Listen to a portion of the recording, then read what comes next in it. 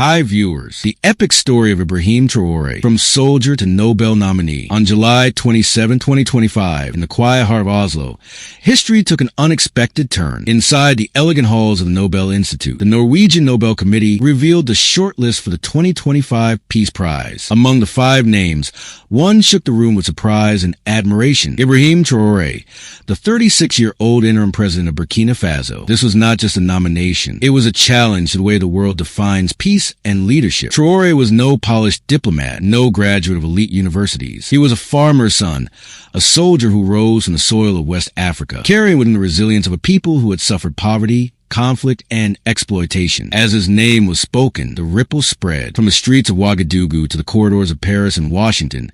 The world was forced to ask, what does peace mean in our century? Ibrahim Traoré was born in 1988 in a small village in Burkina Faso, a landlocked nation in the Sahel where survival was a daily battle. His parents were subsistence farmers, bending their backs to a soil that gave little. Electricity was rare. Hunger was constant. Yet within this harshness, his spirit grew strong. His mother's words guided him. The earth is our mother. Respect her and she will provide. Those words became his foundation. With limited opportunities, the army became his path. It offered discipline, a chance to rise, and above all, a way to serve. By his early 30s, Traoré had earned a reputation as a fair and incorruptible officer, respected equally by soldiers and superiors. But while he wore the uniform, he watched his country unravel. Insurgencies linked to Al-Qaeda and ISIS terrorized villages. Millions were displaced. The government in Ouagadougou, weakened by corruption and foreign dependence, September 9th. By 2022, Burkina Faso was bleeding. Land was controlled by foreign corporations. Aid came with strings attached. Hunger was spreading like fire. On September 29, 2022,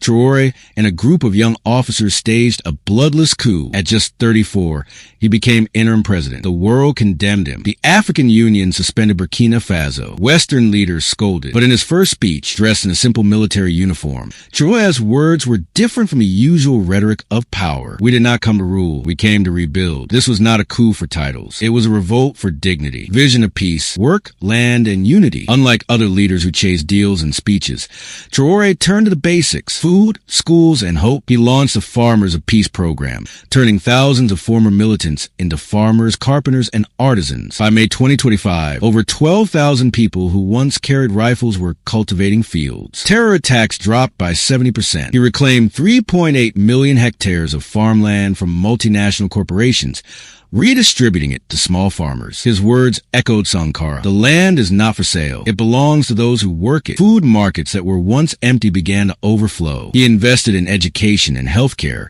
cutting government luxuries to build 2,400 schools and 700 clinics in less than 2 years. Children once hungry now receive free lunches, grown from local farms. In every reform, his principle was simple: dignity before dependency. The Sahel Life Alliance, a green revolution. Traoré knew that peace could not survive on empty soil. With Mali and Niger, he launched the Sahel Life Alliance, a plan to plant 800 million trees across the desert. Entire communities were mobilized. Women who once walked miles for firewood now tended nurseries. Youth who once faced despair now earned wages planting life. The world watched in disbelief as a region once written off as hopeless became a laboratory of climate hope. Scientists praised the reforestation effort. Diplomats called it climate justice in action. Traoré summed it up in simple words: we are not just planting trees. We are planting the future of our children. Global recognition and controversy. His bold path divided opinions. To some, he was a dictator who came to power through a coup. To others, he was Africa's new voice of independence. In July 2025, even the Vatican stepped forward. Pope Leo XIV praised Traoré, saying, he preaches not with sermons, but with the toil of his hands. He treats the poor as his sanctuary. It was an unprecedented endorsement. Never before had a pope openly supported a young African leader born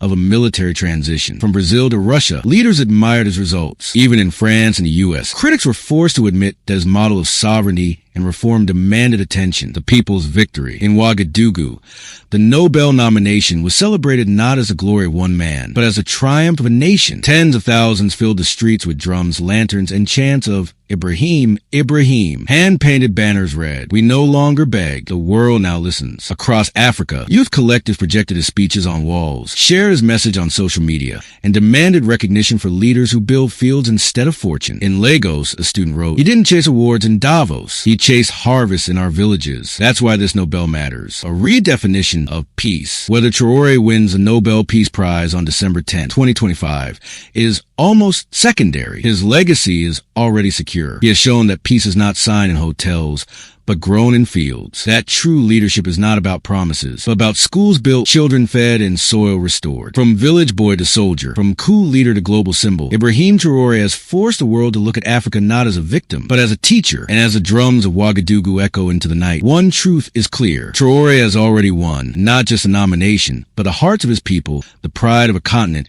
and the attention of a world in search of a new definition of peace. My people do not need promises. They need fields to feed their children and schools to shape their dreams. I am no hero, just a son of this soil, working to give my nation the dignity it deserves. On July 27, 2025, in the quiet heart of Oslo, Norway, a moment unfolded that would reshape how the world speaks about peace. Inside the solemn halls of the Nobel Institute, the Norwegian Nobel Committee revealed the short list of the 2025 Nobel Peace Prize. Among the 5 names spoken, one lit a firestorm of debate, admiration, and hope. Ibrahim Traoré, the 36-year-old interim president of Burkina Faso. This was not a routine nomination. It was a challenge to the very foundations of global leadership. Here stood a man who did not rise through parliaments or elite universities, but from the cracked soil of the Sahel, a soldier who carried the struggles of his people in his heart. His vision of peace was not written in treaties, but in seeds planted, schools built, and lives restored. His name echoed from the streets of Ouagadougou to the power corridors of Paris and Washington, forcing the world to ask what peace truly means in our time. Ibrahim Traoré was born in 1988 in a small village in Burkina Faso, a nation defined by hardship but rich in resilience. His parents were subsistence farmers, wrestling life from stubborn earth. Hunger was a constant visitor, and electricity a rare luxury. Yet within this crucible of struggle, his spirit was forged. His mother's words,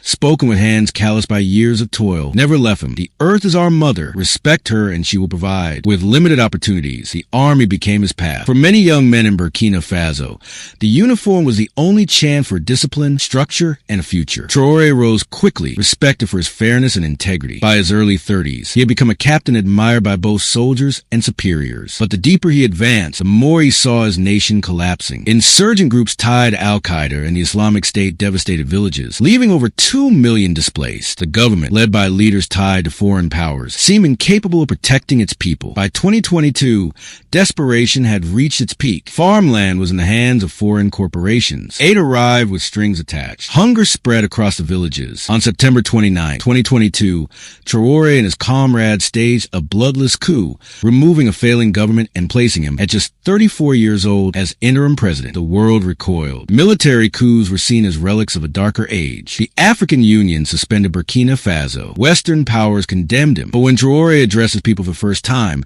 he spoke not of conquest but of renewal. "We did not come to rule. We came to rebuild." Those words marked the start of a revolution unlike any other. A revolution built not on ideology but on dignity, self-reliance, and hope. His vision of peace was simple and radical. Peace through work, peace through land, peace through unity. He launched the Farmers of Peace program, transforming over 12,000 former militants into farmers, carpenters, and builders. Men and women who once carried rifles now carried hoes and tools. Terror attacks fell by 70% as communities began to heal. In May 2025, he pardoned over 1,100 ex-fighters, reintegrating them into society, and proving to the world that reconciliation could replace revenge. But Traoré went further. In a single bold act, he reclaimed 3.8 million hectares of farmland from multinational corporations and returned it to his people. "The land is not for sale," he declared. "It belongs to those who work it, who love it, who live by it." Markets once empty overflowed with locally grown food. Families that had gone to bed hungry now fed their children from their own harvests. Dignity returned with the soil. Education and healthcare became his next battlefield. He slashed government luxuries, redirecting funds to build 2,400 schools and 700 healthcare centers in less than 2 years. In rural villages, children who once studied under trees now sat in classrooms. Clinics stocked with medicine opened their doors to mothers who once prayed their children would survive the night. He ensured that 95% of rural school children received free lunches made from locally grown produce, feeding bodies while supporting local farmers. Traoré also looked beyond borders. With Mali and in Niger. He launched the Sahel Life Alliance, one of the most ambitious reforestation projects in modern history. Together, they began planting 800 million trees across the desert, turning barren land into green corridors of hope. Women who once walked miles for firewood now nurtured saplings. Youth once drawn to despair now found work restoring life to the land. We are not just planting trees, Traoré said. We are planting the future of our children. The initiative became a symbol of climate justice, proof that even the poorest nations could fight back against ecological collapse. The world could no longer ignore him. In July 2025, Pope Leo XIV himself endorsed Traoré's vision, declaring, "When I pray for peace, I see the face of a young soldier from Burkina Faso. He preaches not with sermons, but with the compassion of his hands." It was an unprecedented moment. Never before had the Vatican publicly supported a sitting African leader born of a military coup. Global reactions poured in Paris, leaders acknowledged his results even while criticizing his methods. In Washington, officials admitted he was forcing a rethink of peace in the modern world. In Brazil, he was hailed as a new Sankara. In Moscow, he was praised for building systems instead of ideologies. Admired or feared, one fact was undeniable. Traoré had become a global symbol of self-reliance and practical peace. In Ouagadougou, his people celebrated the Nobel nomination as their own victory. Streets filled with drums and chants of Ibrahim, Ibrahim. Homemade lanterns glowed above banners that read, "We no longer beg, the world now listens." Mothers wept with relief knowing their children now studied in schools he had built, safe from the gunfire that once haunted their dreams. Across Africa, youth collectives projected his speeches on city walls, chanting, "One Sahel, one dream." On social media, the hashtag Nobel for Africa trended globally. Whether Traoré wins the Nobel Peace Prize on December 10, 2025 is almost secondary. The transformation he has already sparked is undeniable. He has shown that peace is not the absence of war, but the presence of opportunity. That dignity is worth more than aid. That land in the hands of its people is more powerful than promises from abroad. From a village boy to a soldier, from coup leader to Nobel nominee, Ibrahim Traoré has redefined what it means to lead. His story is not just about one man. It is about a continent's demand to be heard in its own voice. It is about peace built not in hotel ballrooms, but in classrooms, fields, and clinics. As night falls over Burkina Faso, the streets of Ouagadougou do not sleep. The chants of Ibrahim, Ibrahim rise with the rhythm of drums, echoing across Africa and into the conscience of the world. Whatever happens in Oslo, one truth is already clear. Ibrahim Traoré has won. He has won the hearts of his people, the pride of his continent, and the respect of a world that can no longer ignore the power of peace rooted in justice, dignity, and the land.